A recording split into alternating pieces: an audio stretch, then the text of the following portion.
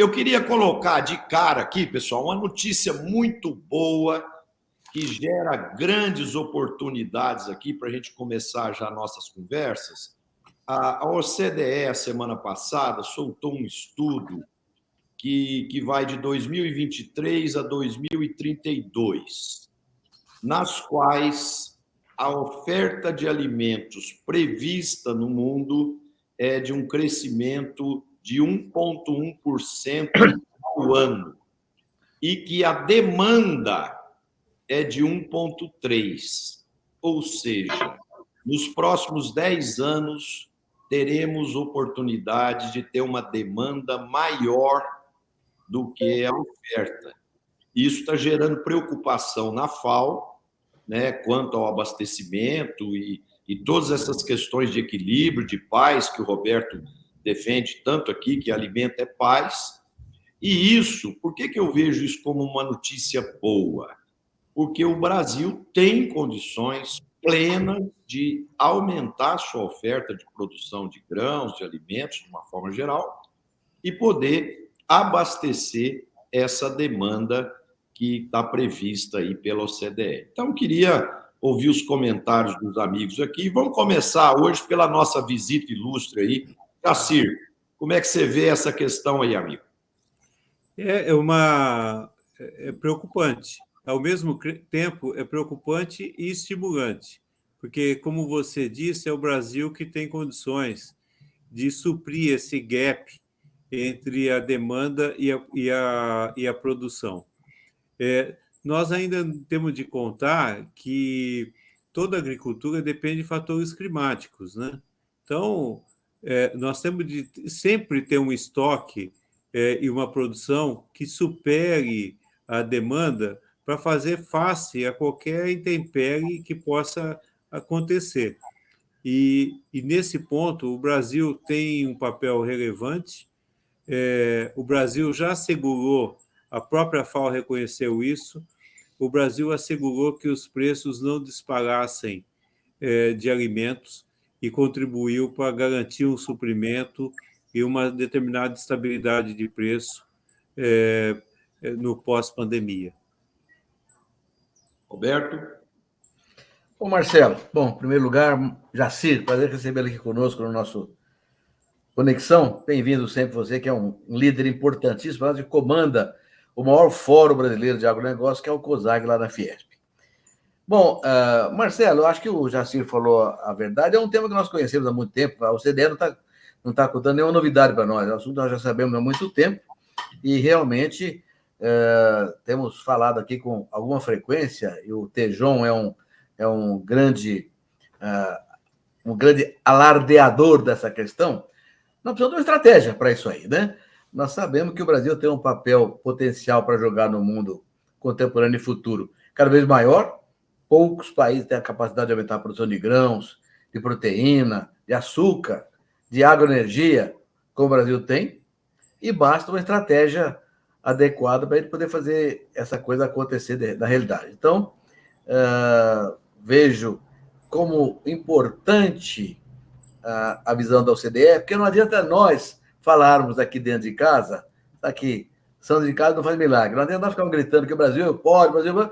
Quando vem um órgão como a OCDE e fala, olha, é isso mesmo, o Brasil pode crescer e aumentar, e ser um grande supridor de alimentos, energia e fibra para o mundo, aí vira verdade, né? Quando vem de fora, vira verdade. Então, eu fico feliz com essa manifestação da OCDE, embora já soubesse isso há muito tempo. Espero que as autoridades responsáveis escutem transformem isso numa estratégia para a gente poder avançar. Aí, né, Roberto, cai no que o Tejon sempre fala, da importância da gente ter, né, Tejon, um planejamento estratégico, não de governos, mas sim de Estado, de país, para a gente poder capturar essas oportunidades que estão passando aí na nossa porta. Tejon? Tejon, som, Tejon. Alô?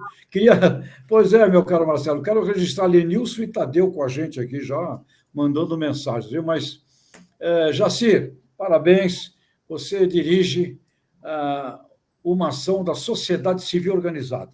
né? E eu sei que vivemos aí uma tristeza muito grande com o passamento, né, do Alisson, o Roberto, principalmente. Eu imagino que esse querido amigo Roberto tenha sentido demais isso, mas eu não posso esquecer do Alisson falando, ele me falou, eu gravei aqui, que é para eu não estou inventando, ele falou, temos que esquecer governo e a sociedade civil organizada tem que se movimentar. Então, o Jacir tem um trabalho extraordinário aí com o COSAG nesse sentido. E, Marcelo, a área de vendas é uma área fascinante. E a gente sempre fala, a venda mais difícil do mundo é vender você para você mesmo. Então, o Brasil está precisando vender o Brasil para ele mesmo, porque o que nós brigamos entre nós, o que a gente se desvende aqui dentro, nós não precisamos de concorrente algum, viu? Então, missão número 1, vender você para você mesmo. Depois, a gente organiza aí o planejamento para vender as nossas coisas positivas para os nossos clientes. Mas nós temos que dar uma desencapetada, Marcelo.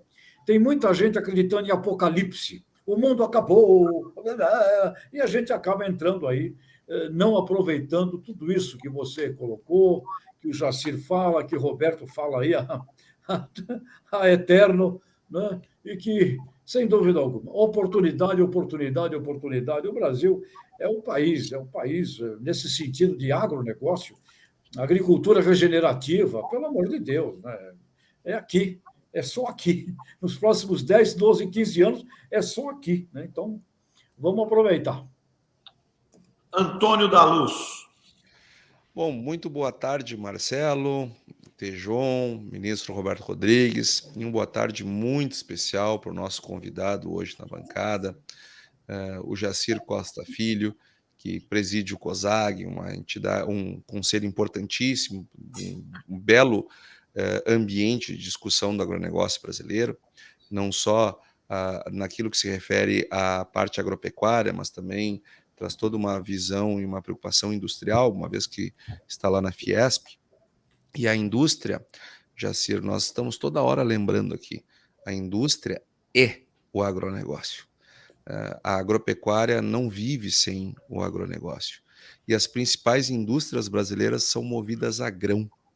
Então, esse agronegócio que tanto orgulha o Brasil, ele é uma saga de um povo que vive no campo e um povo que vive na cidade, produzindo e alimentando esse mundo todo. Sabe que quando esse estudo da FAO, Marcelo, é bom que essas coisas venham, porque às vezes a gente precisa ouvir os outros dizerem para nós nos convencermos.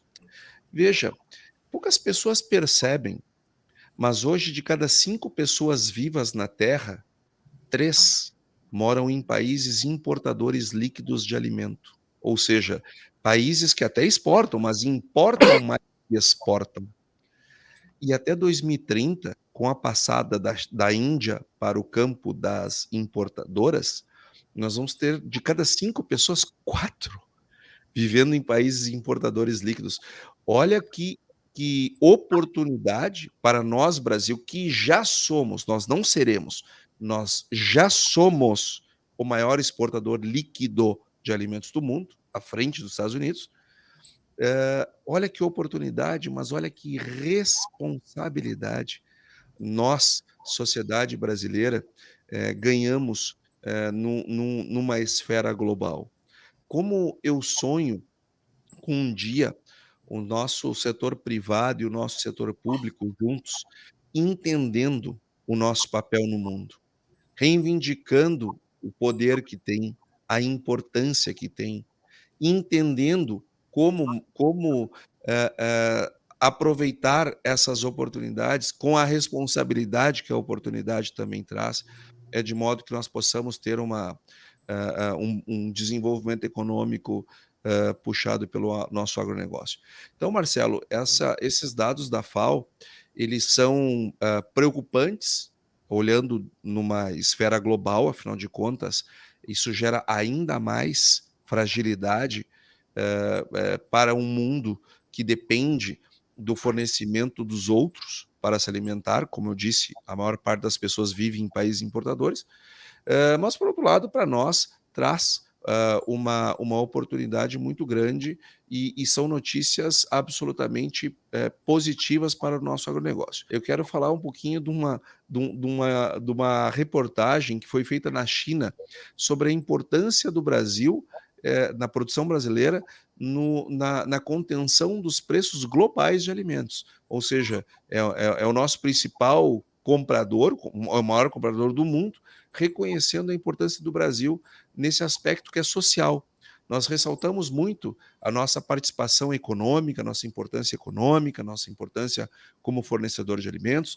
Nós estamos aqui toda hora lembrando a nossa importância na preservação do meio ambiente, o papel que a nossa agropecuária tem na preservação ambiental, que somos a maior potência agroambiental do mundo, mas pouco falamos da importância social que o agronegócio tem, no fato de nós mantermos os preços dos alimentos mais barato em virtude da nossa poderosa oferta de produtos agropecuários. Então, há 50 anos atrás, um salário mínimo comprava meia cesta básica. Hoje, um salário mínimo compra 2 cestas básicas. Isso é um benefício social que o nosso setor também traz. Além de economia e meio ambiente, nosso setor também tem uma contribuição importante com o social, sobretudo com aqueles mais pobres. Muito bem colocado. Marcelo, Sim. só pegar um pontinho que o Antônio falou, uma coisa fundamental. Hoje, o salário mínimo compra 2 cestas básicas. Antes era meia cesta básica. O que ele está dizendo isso aí? Não é que o salário mínimo aumentou, não. É que a cesta básica caiu de valor. Isso que é fundamental para a gente compreender essa relação que o Antônio colocou tão bem aí. Com certeza. Isso cai de novo, né, Roberto, naquele exemplo que você dá da artista de cinema francesa, reconhecendo o valor do empresário rural lá da França, coisa que os nossos artistas aqui ainda não compreenderam bem essa relevância desse papel tão importante que a gente tem, não só do desenvolvimento econômico, mas como também do desenvolvimento social. Flávio Carvalho, Marcelo, ele trouxe ele ficou impressionado aqui com o dado sobre a relação da cesta básica e do salário mínimo. Flávio, é isso mesmo.